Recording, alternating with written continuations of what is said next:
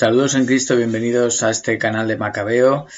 Ha salido esta semana un texto de Benedicto XVI que pidió expresamente que no se publicara hasta después de su muerte.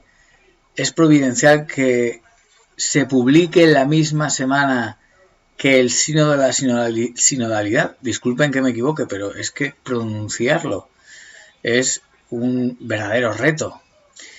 Bien, como decía, el sínodo está acabando, estamos oyendo herejías, estamos viendo cosas terribles y sin embargo vemos que resurge este atisbo de, digamos, ánimo, ¿vale? Porque al fin y al cabo es como si se nos diera una guía en medio de esta tormenta. Es quizás otra pista que se ha dejado adrede para ser, sabiendo lo que podría venir, publicada ahora para nosotros en medio de este torbellino sinodal. Y lo vemos además la misma semana que aparece la encíclica que utiliza al Sagrado Corazón de Jesús como excusa para encandilar a los incautos. Fíjense que conforme sube el caos, hemos estado, no quiero decir acostumbrados porque no hay que acostumbrarse a esto, con Bergoglio una de cal y otra de arena.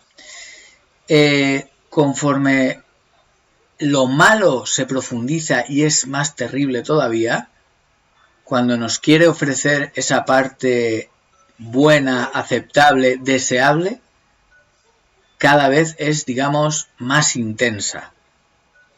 ¿Por qué? Porque recurre nada más y nada menos que al Sagrado Corazón de nuestro Señor. Pero no os olvidéis de esto. Acordaos de lo que decía nuestro Señor a Sor Lucía de Fátima. Al igual que el rey de Francia se arrepentirán.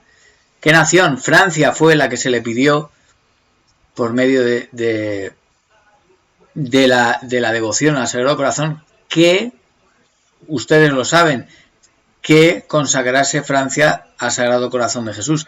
No lo hizo y 100 años exactos después vino la Revolución Francesa y a Luis XVI le cortaron la cabeza. ¿Y qué le dijo nuestro Señor a Sor Lucía? Al igual que el rey de Francia se arrepentirán. ¿Cuándo se lo dijo esto? En el 1929, el mismo año que la Iglesia pactaba con Mussolini los tratados de Letrán, por los que los papas pasaron a ser reyes del Estado Vaticano, y han pasado ya 8 reyes. ¿Se acuerdan de Apocalipsis? 8 reyes. El octavo es uno de los 7 y va a perdición. Siguiendo las cuentas oficialistas, podría ser este Bergoglio que se identifica con uno de los 7, Juan XXIII, como un revolucionario que está haciendo otro concilio, tercer concilio vaticano, a base de sínodos, pero que va a perdición por todo lo que estamos viendo. Recemos por su alma, recemos por el alma de todos, pero esto no deja de ser significativo y desde luego da para ser meditado. Vamos allá con el texto de Benedicto. El texto se llama La imagen cristiana del hombre. Dice, la atmósfera que se extendió ampliamente en la cristiandad católica tras el Concilio Vaticano II fue concebida inicialmente de manera unilateral como una demolición de los muros, como derribar las fortalezas, de tal manera que en ciertos círculos se comenzó a temer el fin del catolicismo o incluso a esperarlo con alegría.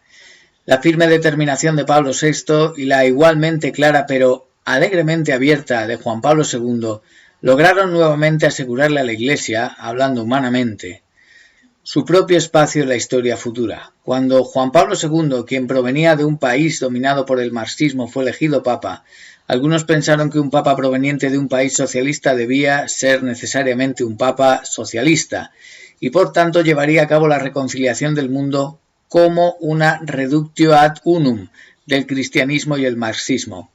La insensatez de esta postura se hizo evidente rápidamente apenas se vio que un papa proveniente de un mundo socialista conocía perfectamente las injusticias de ese sistema y fue así como pudo contribuir al sorprendente giro que ocurrió en el 89 con el fin del gobierno marxista en Rusia. Sin embargo, se volvió cada vez más evidente que el declive de los regímenes marxistas estaba lejos de haber constituido una victoria espiritual del cristianismo. La secularización radical, al contrario, se revela cada vez más como la visión dominante auténtica, privando cada vez más al cristianismo de su espacio vital. Desde sus inicios, la modernidad comienza con el llamado a la libertad del hombre. desde el énfasis de Lutero en la libertad del cristiano y desde el humanismo de Erasmo de Róterdam. Pero fue solo en la época de los trastornos históricos tras 2 guerras mundiales, cuando el marxismo y el liberalismo se extremaron dramáticamente, que surgieron 2 nuevos movimientos que llevaron la idea de libertad a un radicalismo inimaginable hasta entonces. De hecho, ahora se niega que el hombre, como ser libre, esté de algún modo vinculado a una naturaleza que determine el espacio de su libertad. El hombre ya no tiene naturaleza, sino que se hace a sí mismo. Ya no existe una naturaleza humana, es él quien decide lo que es, hombre o mujer. Es el hombre quien produce al hombre y quien decide así el destino de un ser que ya no proviene de las manos de un Dios creador, sino del laboratorio de invenciones humanas. La abolición del creador como abolición del hombre se convirtió entonces en la auténtica amenaza para la fe.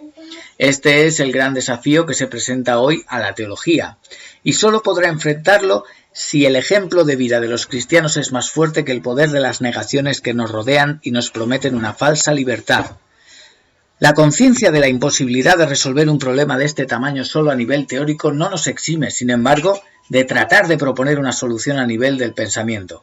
Naturaleza y libertad parecen, en un primer momento, oponerse de manera irreconciliable. Sin embargo, la naturaleza del hombre es pensamiento, es decir, es creación, y como tal no es simplemente una realidad privada de espíritu, sino que lleva en sí misma el logos.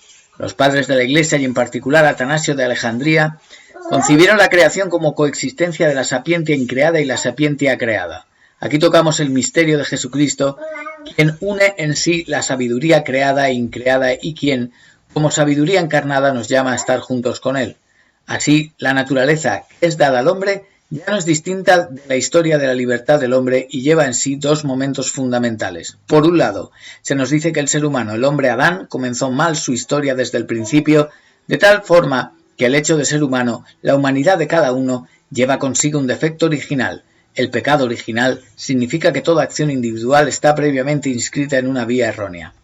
A esto se añade, sin embargo, la figura de Jesucristo, del nuevo Adán, que pagó por adelantado la redención para todos nosotros, ofreciendo así un nuevo comienzo en la historia. Esto significa que la naturaleza del hombre está, de alguna manera, enferma, que necesita corrección, spoliata et vulnerata. Esto la coloca en oposición con el espíritu, con la libertad, tal como lo experimentamos continuamente. Pero en términos generales también está ya redimida, y esto en un doble sentido, porque en general ya se ha hecho lo suficiente por todos los pecados y porque al mismo tiempo esta corrección siempre puede ser otorgada a cada uno en el sacramento del perdón. Por un lado, la historia del hombre es la historia de faltas siempre nuevas. Por otro lado, la curación siempre está disponible. El hombre es un ser que necesita sanación, perdón. El hecho de que este perdón exista como realidad y no solo como un bello sueño pertenece al corazón de la imagen cristiana del hombre. Ahí es donde la doctrina de los sacramentos encuentra su justo lugar, la necesidad del bautismo y de la penitencia, de la Eucaristía y del sacerdocio, al igual que el sacramento del matrimonio. A partir de aquí, la cuestión de la imagen cristiana del hombre puede entonces abordarse concretamente. Ante todo, es importante la observación expresada por San Francisco de Sales. No existe una imagen del hombre, sino muchas posibilidades y muchos caminos en los cuales se presenta la imagen del hombre. De Pedro a Pablo, de Francisco a Tomás de Aquino, del hermano Conrado al cardenal Newman, y así sucesivamente, donde indudablemente hay un cierto énfasis que habla en favor de una predilección por los pequeños. Naturalmente también convendría examinar en este contexto la interacción entre la Torá y el Sermón de la Montaña, sobre lo cual ya he hablado brevemente en mi libro Jesús. Este artículo fue redactado entre Navidad y Epifanía del 2019-2020. El Papa solicitó que su publicación se realizara únicamente tras su fallecimiento. Se ha publicado en el 3er volumen de la revista italiana del proyecto Veritas Amoris.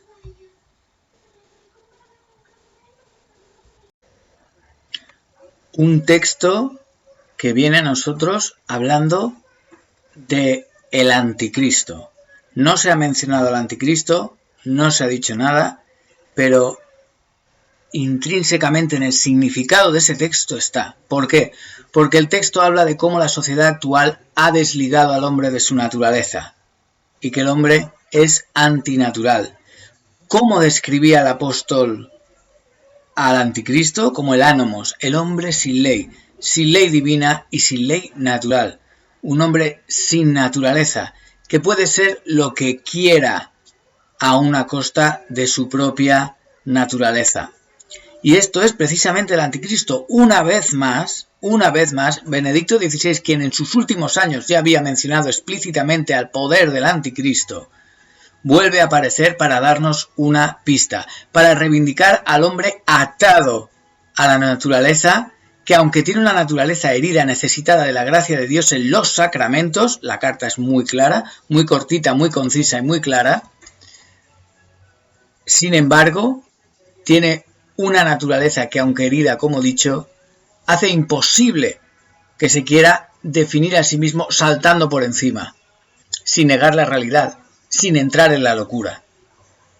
Agradecemos a Dios que haya permitido que nos llegue este breve texto de Benedicto en estos tiempos anticrísticos, y la pregunta que salta es, ¿realmente para ser algo que hubiera encargado publicarse después de su muerte, él ya sabía antes y después que estábamos e íbamos a estar en tiempos anticrísticos?